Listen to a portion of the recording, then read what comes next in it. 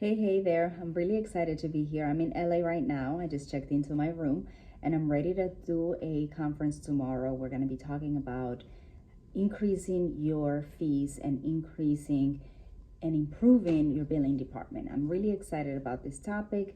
For the most part, I like to concentrate and help startup dentists. That's my jam. I've been doing this for over 20 years and I just love the whole startup process. And I have been working very carefully behind the scenes, putting a nice team together and putting a very strong program for dental startups. So I'm really excited about launching this product and this program to the public. And but I'm taking a short pause so that I can come in and add value to already existing practices. And a lot of the attendees are going to be dentists that have been in practice, have established practices, over 3-year-old practices, and their admin person, office manager, front desk individual. And so my biggest takeaway that I want these individuals to have is the power of building relationships to increase your net worth and your own personal growth, and as a result, build collective growth. For the most part, as I'm preparing for my presentation, I went back and pulled up some of my case studies from clients that I've helped that had existing locations and the different options and scenarios and things that we have worked on together.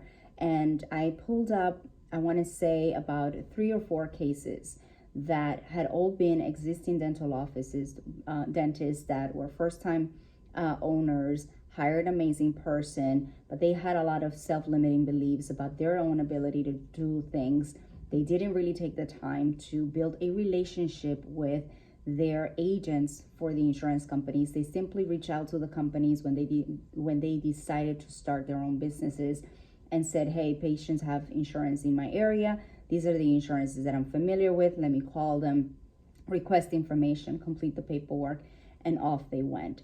They really didn't take the time or understood that there is a difference between credentialing and contracting. So for all of you out there watching this video, make sure you know that as a startup, you're not going to be doing credentialing. Credentialing happens when you are already, when you're going to be working as an associate and there is already an established contract and you're going to be added to this existing contract. For your first tax ID being set up with the insurance companies, you want to take the time to negotiate those contracts, the fee schedules pertaining to those contracts.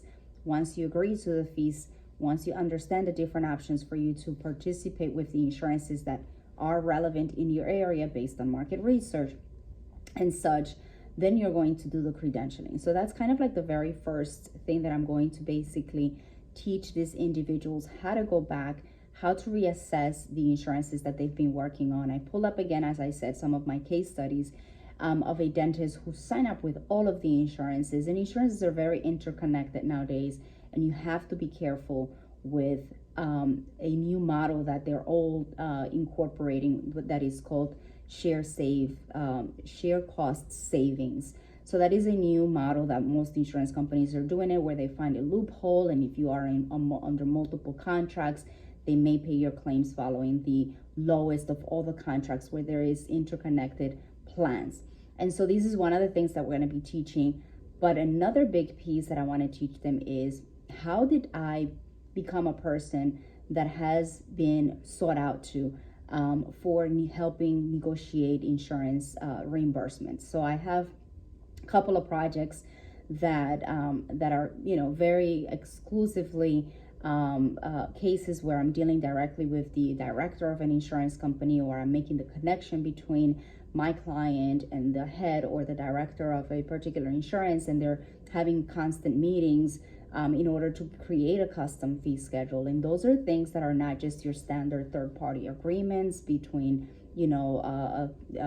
like insurance contracts. And so this is something that is totally like real old-fashioned negotiations.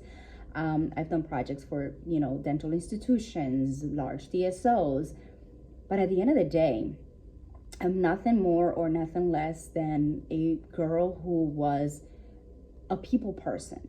I was a person that was always looking to build relationships with the people that I was interacting with.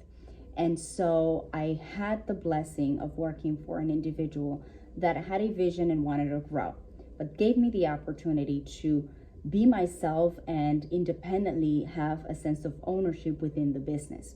A lot of dentists that I work with, I notice, have a sense of distrust or control about the process. They always think that somebody else outside of their network, it has the answers. I didn't have the answers.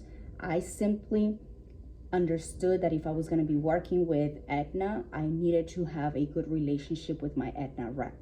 Through this relationship came about custom fee schedules that years later I had associates that were opening their own practices reaching out to me and saying, I will pay you whatever it takes for you to get me into the same fee schedule that you got for this group. It was just a relationship building. How can I say it? It was just the power of connecting.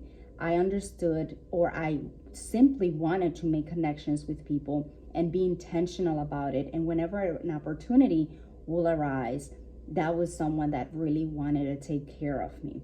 I recently had a client who had previously started working with another company and switched over to work with us because there were delays with their process, or there was something. I didn't get into the details, but once we were able to bring her, or once we were able to show the fees that we were able to get from for that client, she was very shocked because it was a higher fee schedule than the fee schedule that she had been worked on, that had been offered to her through the other company.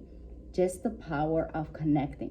So I'm going to be teaching these office managers and these dentists how a general regular person with no background in negotiations can develop the skills to do it. And the first ingredient is the power of connecting and building and nurturing relationships with your agent. So things that I do on the regular basis would be, whenever we had the recent hurricane in Florida, I reached out to most of my agents and most of the doctors that I had a relationship with, because I want to show them that I care for them on a personal level. I want to be able to get to know their families and their friends. I know my agent from Delta Dental, and I know their life, where they live and where they do things. I have even taken it so far where I had people that would switch from one insurance to the other, and over the years when they retire, they gave me their cell phone numbers, and I would check in with them just to make sure that they were okay and see how they were doing. That's all that it took. And through that skill that I developed, that I enjoyed connecting with people, came about the opportunity to expand and grow.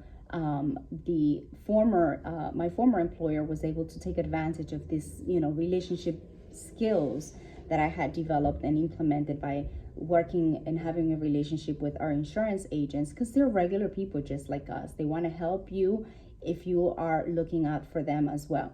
And so, that's one of the areas where I really want to focus on, really helping them understand that they can own the process.